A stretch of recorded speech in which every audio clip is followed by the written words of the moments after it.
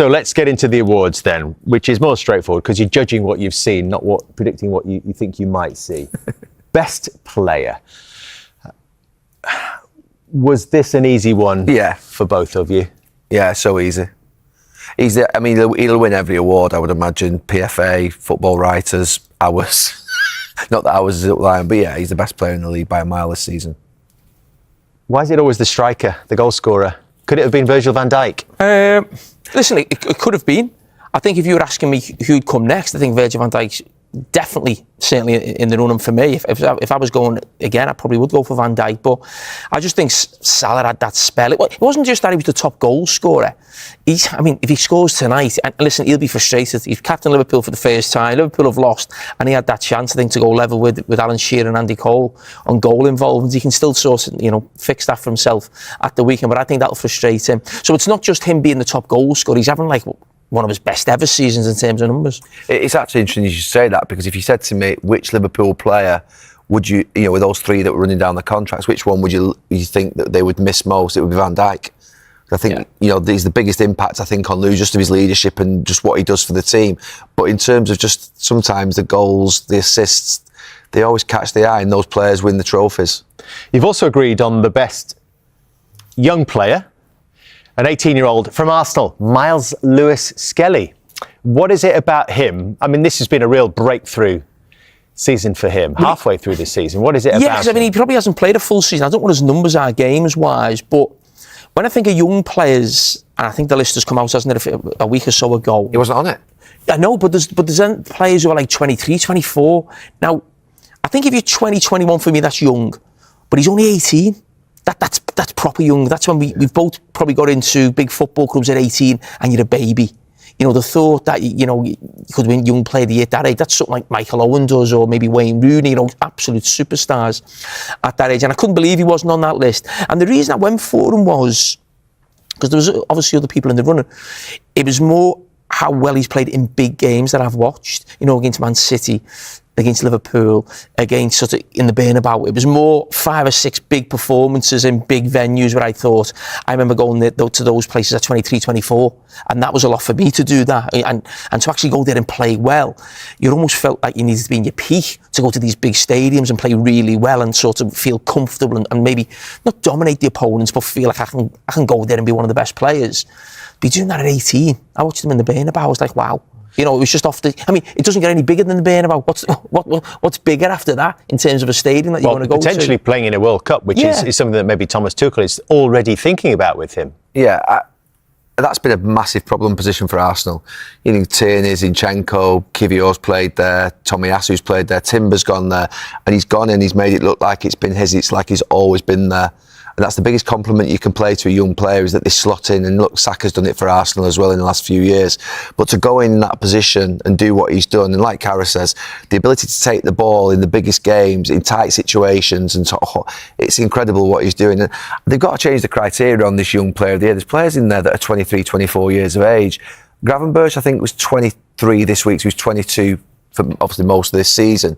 He comes close, but when you think young player, you do think 18, I think the criteria is 23 at the start of the season. It's just not right, though, is it? That's 23. I know 23 feels a bit old. It is too old for what you would class as being a young player. 23 lads can play 200, 300 games. I think starting the season at 21 and you're 22, you finish the season at 22 feels, for me, that's probably where the Can he be an England regular then in terms of next season and the World Cup? Yeah. Oh, definitely. Yeah. Definitely. The way he's playing, the maturity that he shows, the way in which he handles both sides of the games, the defensive part and the attacking part. He goes into midfield, all the things you want from a modern fullback. He's tenacious, he's aggressive, he understands the position well, he can defend one-on-one.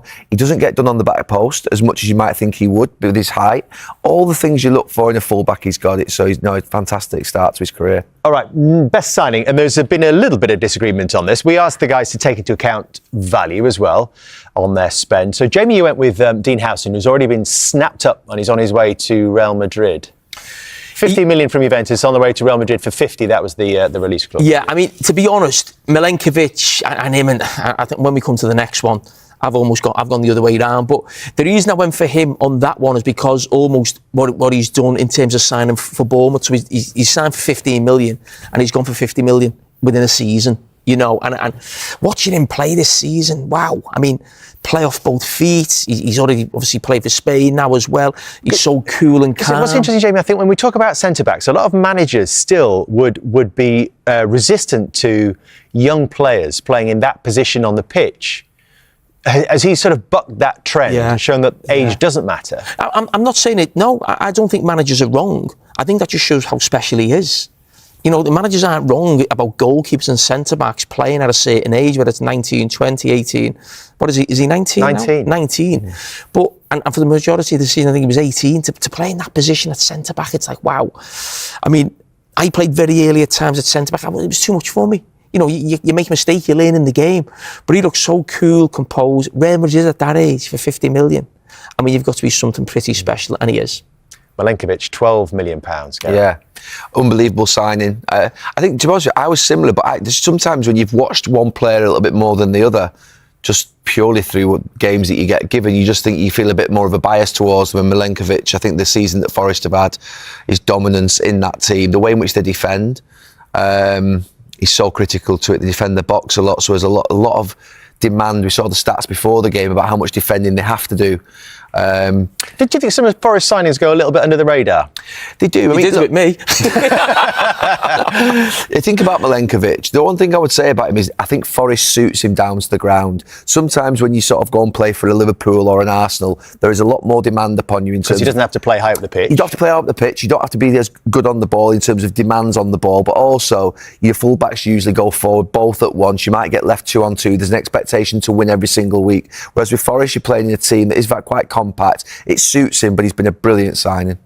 So we move on to best newcomer, and Jamie, you said already that you thought Milenkovic was the guy. We heard you talking about him earlier. Was there anything that you would add to what Gary was saying there? No. I mean, to me, it was almost the same category in some ways. I just went the other way around because of the transfer fee Bournemouth are going to get. It could have easily gone the other way, but yeah, two centre backs, maybe a little bit of a bias because of my position. Arne Slot, Gary.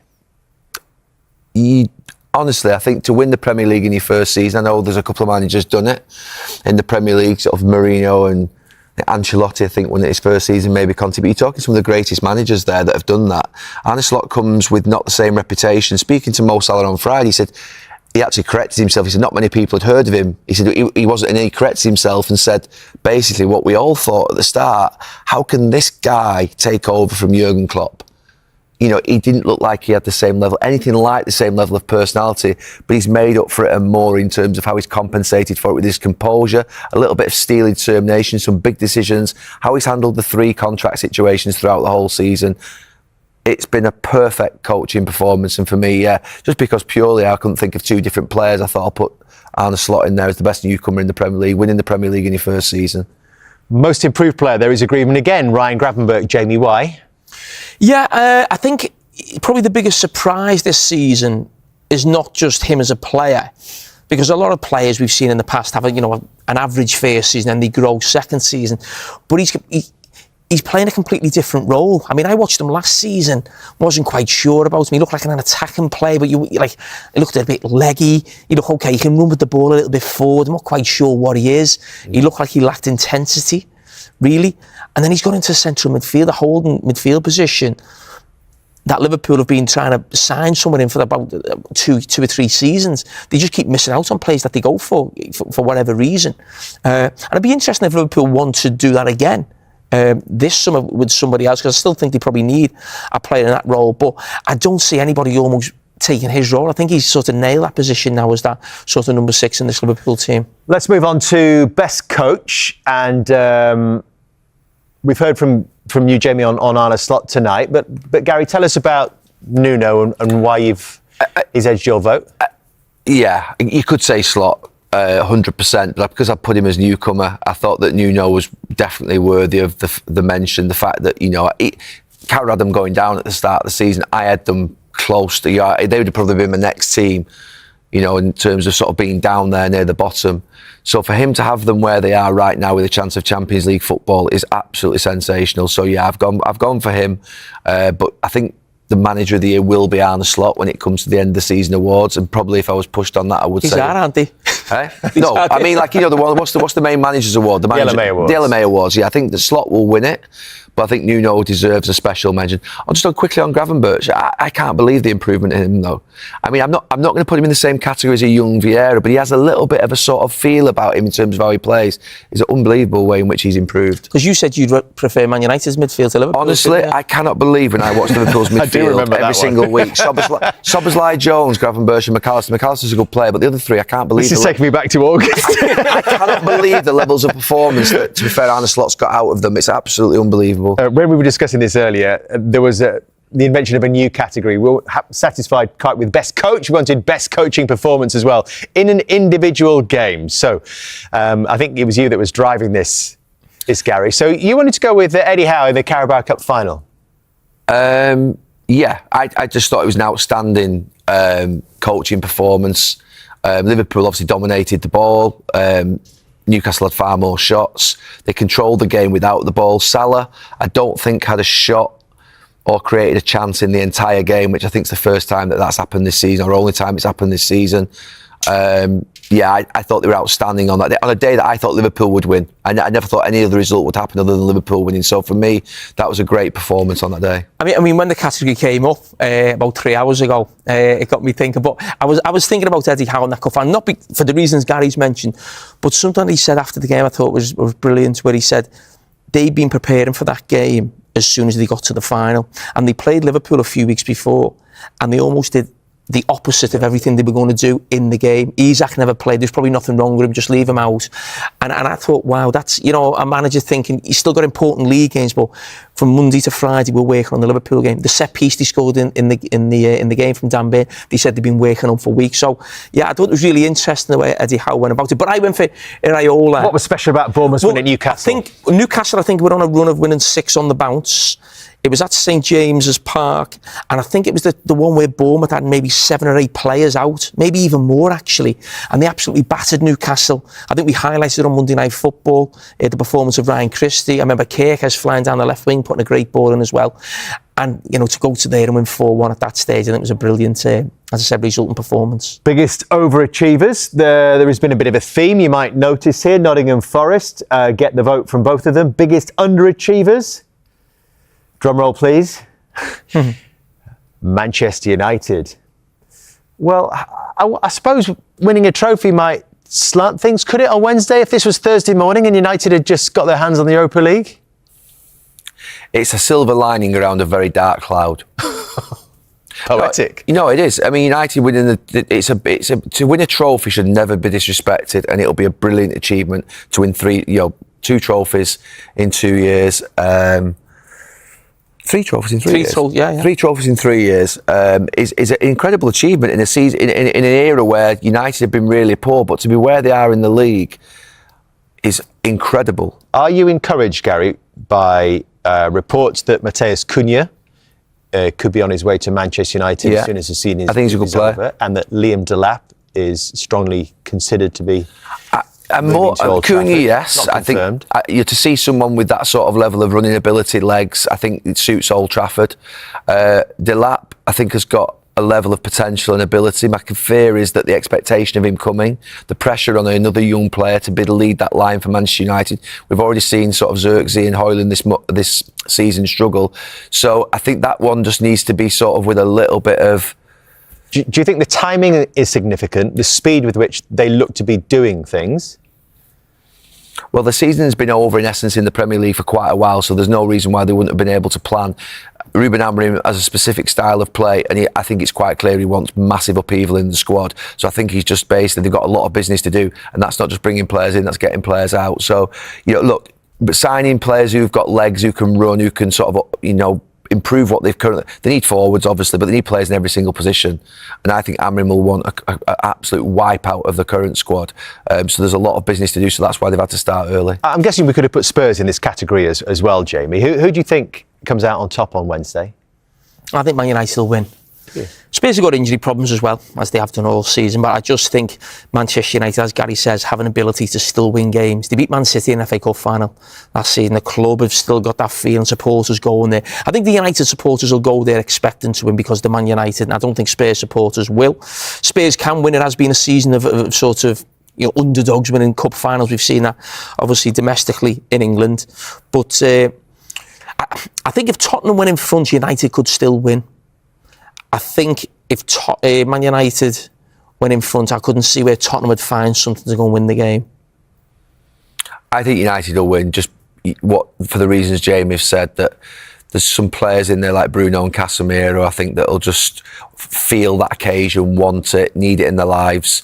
And I agree with the belief. I know that history is something that gets pointed towards, but there is sometimes a feeling, although I had it earlier in the season when I went to watch the Carabao Cup final, I thought that Liverpool would absolutely be lifting that trophy and Van Dijk would be up on that podium, and they weren't. So there's got to be a guarding against that. But I do feel confident United on Wednesday just getting through this game. Let's hope you can remember more games than you can goals. So you got League Cup final again. But Jamie, the special night that it was for Everton, really, this one. Yeah, I mean, the Merseyside derby means a lot to me. It was the last one at Goodison. There was a lot built up about it. I think the game had been postponed earlier. A night game as well, which is always, whether it was at Anfield or Goodison. And it was a night when that equaliser went in that, I mean, that was a blow. You know, watching that go in. But it was also, I think it was a great night almost for everybody, a great game, should I say, for everybody except Liverpool. But it turned out all right, Liverpool won the league. But it was a great night that Everton didn't lose the last derby at home. It was an iconic goal that we remember forever. As I said, the supporters are on the pitch. Great scenes for them. Arsenal probably thought, okay, the title's back on. It was a bad one for Liverpool, but it ends up turning all right for Liverpool in terms of the league. So for me, for the last Merseyside derby at Goodison to almost finishing the draw, and both teams were level, I think, on games there. So that's one of the moments, and that Tarkowski goal, I think, was one of the standout moments of the season. You really loved that Carabao Cup final, didn't you? Didn't you hear him on commentary? It was a high Take it to the corner, take it to the corner. Newcastle players. No, do you know something? It was the surprise. I think the performance by Newcastle was incredible, but do you know something? Most of all, it was the fact that the Newcastle fans and what it meant to them, seeing them at the end of the game, just up behind me. It was like the screaming, that sort of the veins popping out of the necks, the tears, everything that you want to see. I'm sure Crystal Palace fans were the same. On Saturday, it's special. They hadn't won a trophy for, I think, 50 years, 70 years domestically, was it? So yeah, it was an incredible day. That you don't normally see shocks that much anymore. They don't seem to come around as much, and we've seen a couple in the cup finals this season. We're going to hold them to account for the predictions they made at the start of this season with limited success, I would say. Well, I suppose Gary got closest on the champions. 1-0 up. Hit the post with that one. I think you're about even in terms of, I think you've got sort of 3 of the 4 possibly of the top 4, and obviously you've got Manchester United in the top 4, Gary, and Jamie, you've got them 5th, but Gary, you've got Spurs 6th. So there's a common theme here of these teams disappointing. We'll come to that a little bit more. Gary had Newcastle up there as European contender. West Ham, though, Jamie, I suppose, is one that's one of the biggest surprises of the season. Yeah, I just thought with the manager coming in, I didn't think he was too different from David Moyes, but I just felt like he'd done a really good job at Wolves. Listen, he'd managed Real Madrid, he'd managed Spain. They had a real good go transfer-wise as well, West Ham in the summer, didn't he? I think spent as much as probably anyone, probably as much as Brighton, certainly, in the league. And it's been a shocking season for them. Relegation, you both went with Southampton and Leicester. Gary got the hat-trick of the 3 promoted clubs. My predictions are bad, but his are worse than mine. You're taking some pleasure in this. Well, not really. It's just it doesn't happen too often. No, I don't think it does. Doesn't it? West Ham. I think it does, because the one that's really glaring there is Nottingham Forest to be relegated. But there was probably a few people that I thought they were going to get another points thing or something like that. Is that what it was? You had not a lot of faith in Nuno. No. And you know what? When you actually look at the players, not just because of watching them yesterday, they have actually got good players. I don't think this season's actually a fluke. Listen, it might be tough to do what they've done this season, next season, but they have got some really good players in the team. Who do you think wins the player to watch, Minter or Timber? Why have I chosen Timber at the start of the season as the player to watch? What mindset was it? What did he actually say? Do you remember? I think he said to me, I think he might be the player to watch. He might be. To be fair, I think it was to do with the fact that Arsenal had sort of maybe missed him, obviously, the previous season. Do you think that's more bizarre than your manager to watch? Well, the managers to watch, to be fair, I think I've been proven right on all Proven three. right, you picked 3. Yeah, but what I'm You're saying... going to be proven right on one of them. Yeah, but what I'm saying is there were 3 young managers coming into the league almost, Ten Hag not coming into the league, but youngish, thinking there's a lot on them all. And to be fair, Slot's... Ten Hag's older than Pep. Slot sailed like you wouldn't believe. Ten Hag's been sacked and Maresca's on the edge of Champions League football and on the edge of not getting Champions League football, so... Yeah. I don't think any of them 3 are Room wrong. to improve. So I think the homework is going to be room to improve. We'll do better next time. Arsenal faces key striker dilemma: Victor Gyökeres or Benjamin Sesko. With the summer transfer window fast approaching, Arsenal is zeroing in on one clear priority: signing a top-tier striker. According to Football.London, it's the main focus at the club, even with other areas like midfield also being addressed, where talks with Martin Zubimendi are already at an advanced stage. At first glance, the decision might have seemed straightforward. Benjamin Sesko was heavily linked with Arsenal last summer before deciding to stay at RB Leipzig for another season. Many expected the Gunners to renew their interest in the Slovenian this year. However, the arrival of Andrea Berta as the club's new sporting director has reshaped the strategy. Head coach Mikel Arteta has acknowledged that Berta's influence will refine and perhaps even redirect the club's transfer plans, including the crucial striker role. Enter Victor Gyökeres. The Swedish striker has been in sensational form for Sporting CP, netting an astonishing 95 goals in 100 appearances across all competitions over the last 2 seasons. His numbers are hard to ignore, and they've quickly made him one of the most prolific centre-forwards in world football. But here's where the fan base finds itself split. While some supporters are drawn to Gyökeres' incredible stats and more proven record, others prefer the younger and more developmental profile of Benjamin Sesko. After 2 seasons in the Bundesliga, Sesko has scored 39 goals in 86 matches, a less flashy record, sure, but not without its context. Gyökeres plays in the Portuguese league, which, with all due respect, is less competitive than the Bundesliga. He's also leading the line for Sporting, a dominant force en route to back-to-back domestic titles. Sesko, on the other hand, plays for Leipzig, a team currently sitting mid-table in terms of chance creation, making his contributions arguably more impressive. And then there's the penalty factor. Of Sesko's 39 goals, just 4 have come from the spot. Gyökeres, meanwhile, has scored 21 penalties among his 78 league and European goals. While it's fair to say he likely earned some of those penalties himself, the difference in open play production suddenly feels less dramatic. Age is another key factor. Gyökeres turns 27 in June. Sesko? He'll only be 22 later this month. A 5-year age gap matters, especially if Gyökeres takes time to adapt or doesn't hit the ground running. Sesko offers far more long-term upside, not just in potential but also in future resale value. Gyökeres might be more of a now player, but with that comes risk, just like Sesko, albeit in a different form. In truth, neither option is risk-free. But that's where you come in. Who would you choose if you were making the call at Arsenal this summer? Cast your vote in the poll below, and if neither player is your ideal signing, let us know who you'd prefer in the comments. We want to hear your take. Arsenal striker dilemma: Victor Gyökeres versus Benjamin Sesko, the final verdict. As the summer transfer window approaches, Arsenal's pursuit of a new striker has become a focal point. After a season marked by missed opportunities and injuries, the club is eager to bolster its attacking options. While Benjamin Sesko was once a prime target, recent developments suggest that Victor Gyökeres is now at the forefront of Arsenal's plans. Victor Gyökeres, a proven goal scorer. Victor Gyökeres has been in scintillating form for Sporting CP, netting 95 goals in 99 appearances since his move from Coventry City in 2023. This season alone, he has scored 52 goals and provided 15 assists, including 7 hat-tricks, making him a strong contender for the European Golden Boot. Arsenal's new sporting director, Andrea Berta, is reportedly a long-time admirer of Gyökeres, and the club is prepared to meet his £85 million release clause. The Swedish international is said to be interested in a move to North London, with Arsenal offering a salary of £8.5 million annually. Benjamin Sesko, the young prodigy. Benjamin Sesko, the 21-year-old Slovenian striker at RB Leipzig, has also attracted interest from Premier League clubs, including Arsenal. Despite a strong season, scoring 16 goals and providing 5 assists in 32 appearances, Sesko has recently signed a new contract with Leipzig, extending his stay until 2029.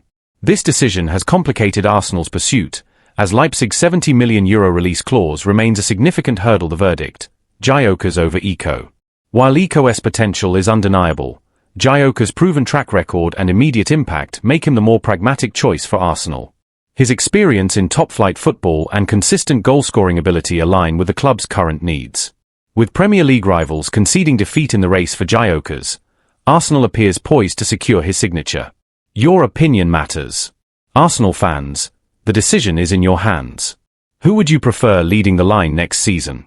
Cast your vote in our poll below and share your thoughts in the comments. Your voice can influence the future of the club.